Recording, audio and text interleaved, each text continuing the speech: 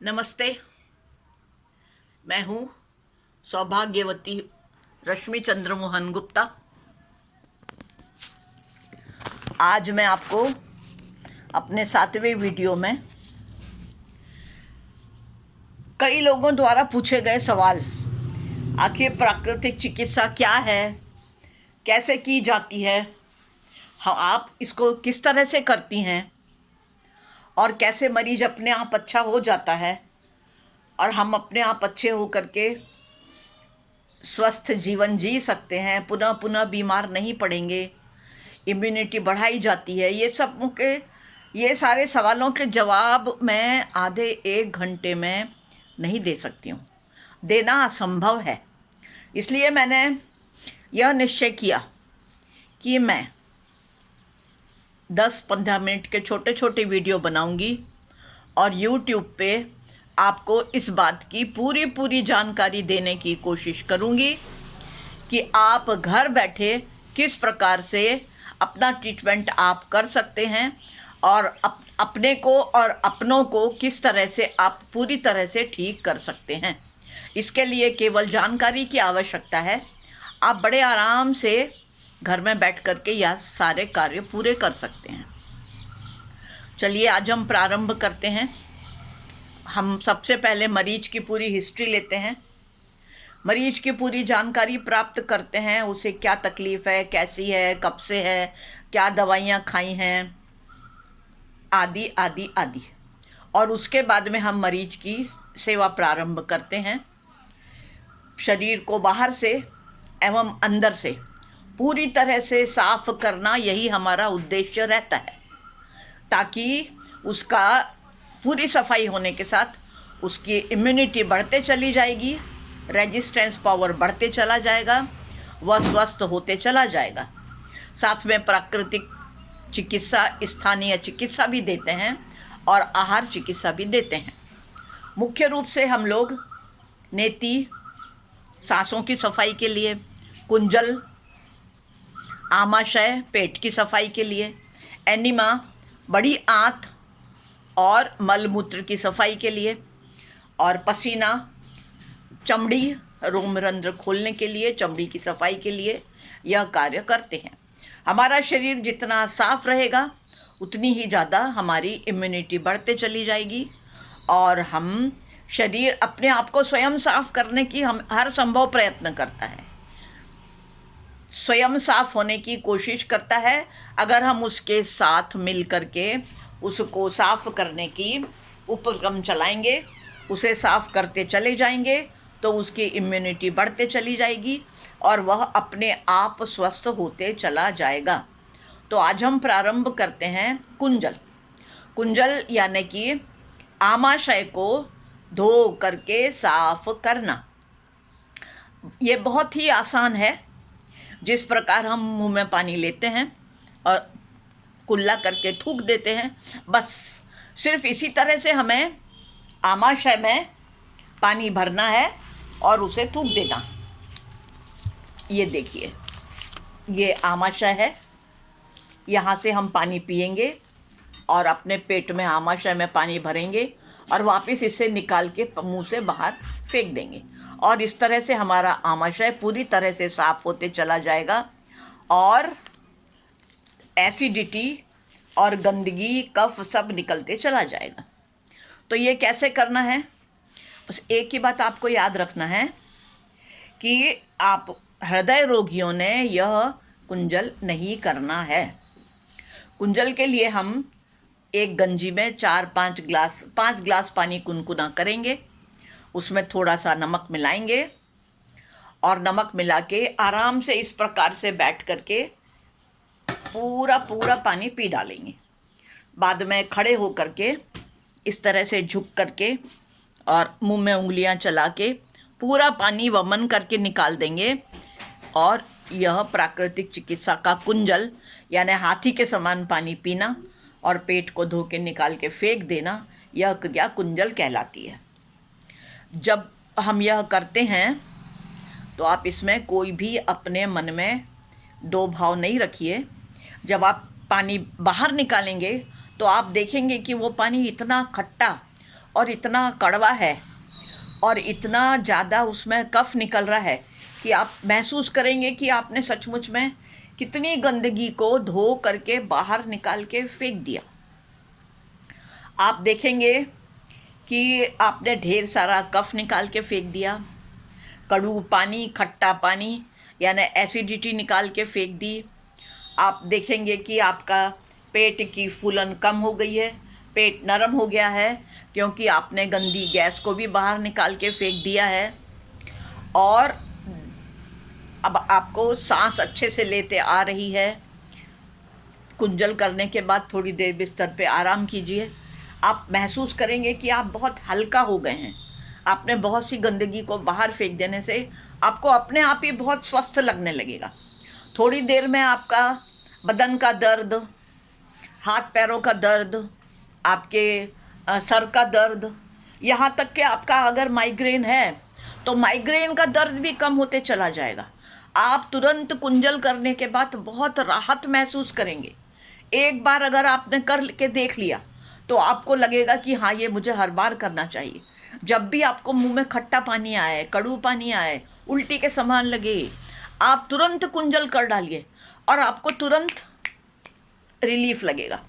और थोड़ी देर लेटने के बाद में आप देखेंगे कि आप बहुत स्वस्थ महसूस कर रहे हैं। और इस क्रिया में जो पानी आपके अंदर चला गया है पेट में, उसके कारण आधे 1 घंटे के बाद में आपको मल और मूत्र दोनों एक बार अच्छी तरह से विसर्जन करने का मौका मिलेगा। पूरा पेट और पेशाब पूरी निकाल के साफ हो जाएगी और आप 1-2 घंटे के बाद में महसूस करेंगे कि आपको भूख अच्छे से लग रही है, यानी आप खाना भी खा पाएंगे। अब देखिए, आपने एक कुंजल क्रिया करिए और आपको इतने सारे फ़ायदे महसूस हो गए, इतने सारे फ़ायदे हो रहे हैं आपको। आज अगर आपको समझ लीजिए सिर्फ 5 पैसा फ़ायदा हुआ है, ठीक है, तो ये धीरे धीरे धीरे धीरे धीरे धीरे बढ़ते बढ़ते बढ़ते बढ़ते आपको 100 पैसा बहुत जल्दी हो जाएगा। होगा ना? एक दिन में 5 पैसा तो जल्दी हो जाएगा 100। जिस तरह आपके घर की आप सफाई करते हैं, ठीक है, तो सफाई करते हैं, रंगाई पुताई पेंटिंग सब कार्य प्रारंभ करते हैं, तो धीरे धीरे धीरे धीरे वो घर पूरा साफ हो जाता है और अंदर से और बाहर से चकाचक चमकने लगता है। उसमें पूरी पॉजिटिव एनर्जी आ जाती है। उसी तरह से हमारे शरीर में भी पॉजिटिव एनर्जी आएगी और हमारी इम्यूनिटी प्राकृतिक तरीके से बढ़ते चले जाएगी और हम पूरी तरह से गंदगी से मुक्त होते चले जाएंगे। अब हम ये देखेंगे कि हमारी इम्यूनिटी बढ़ गई है, क्योंकि वात, पित्त और कफ ये 3 मुख्य बीमारियां मानी गई हैं हमारे शरीर की गंदगी के लिए। वात यानी कि वह गंदी हवा जो हमारे पेट में या शरीर में ज़्यादा जमा हो गई है, जिसे हम कुंजल के द्वारा हमने बाहर फेंक दिया। पित्त यानी एसिडिटी, आम्ल और पित्त, इसे हमने निकाल के फेंक दिया। कफ, उसे भी हमने निकाल के फेंक दिया। सब कुछ थोड़ा थोड़ा एक दिन में फेंका है, लेकिन एक दिन में हमें बहुत सारा लाभ तुरंत के तुरंत महसूस हो जाएगा। मैं आपको यह सारी जानकारी दे रही हूँ अंधविश्वास के रूप में बिल्कुल नहीं, आपको प्रत्यक्ष प्रमाण के साथ में दे रही हूँ। आप प्रत्यक्ष प्रमाण के साथ महसूस करेंगे कि आपको फ़ायदा हो रहा है, लाभ हो रहा है, एक दिन में हो रहा है। तो आपने अगर 1 हफ्ते, 2 हफ्ते, 3 हफ्ते, 4 हफ्ते कर लिया तो आप बीमारियों से जड़ से निकाल के फेंक सकेंगे। क्योंकि हमें ये देखना है कि हमारे शरीर के अंदर जो हमने हिस्ट्री ली है, तो कितनी गहराई से हमारी बीमारियां हमारे शरीर के अंदर जड़ जमा के बैठी हुई हैं। नेचुरली उनको फेंकने के लिए हमें उतना ही समय लगेगा। अगर बहुत पुरानी बीमारियां हैं तो थोड़ा ज़्यादा समय लगेगा।